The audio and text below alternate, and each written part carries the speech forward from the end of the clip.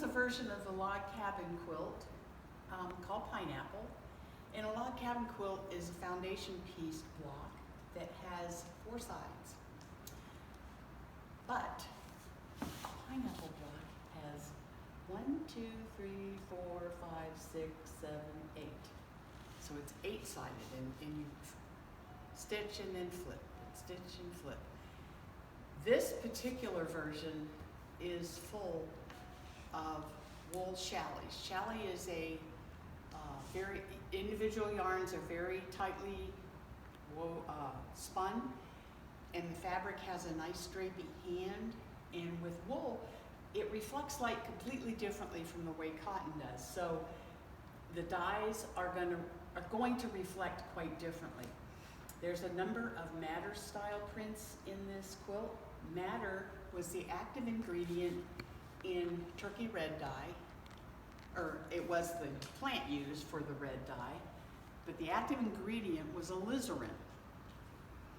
And in 1868, Bayer, yes, you took an aspirin last night, we were talking of that, Bayer.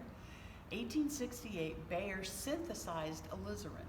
So suddenly the world had a consistent source of red dye, and they always knew the strength so they could have consistent, intense reds.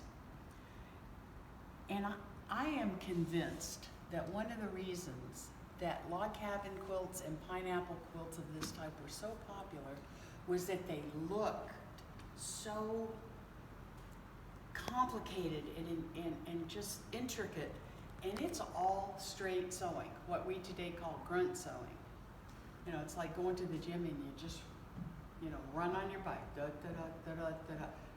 With this, you just stitch, da da da, straight.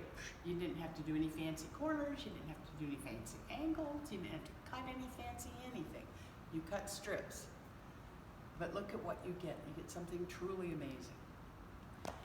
One of the interesting things about log cabin quilts is they became so popular that in the 1870s, so many started being entered in the Nebraska State Fair that they had to create a category just for log cabin quilts. That's how popular they became. And actually, most Americans, when they think of a quote-unquote American quilt, the log cabin pops into their head. But this is a block quilt, so we're still seeing that block format.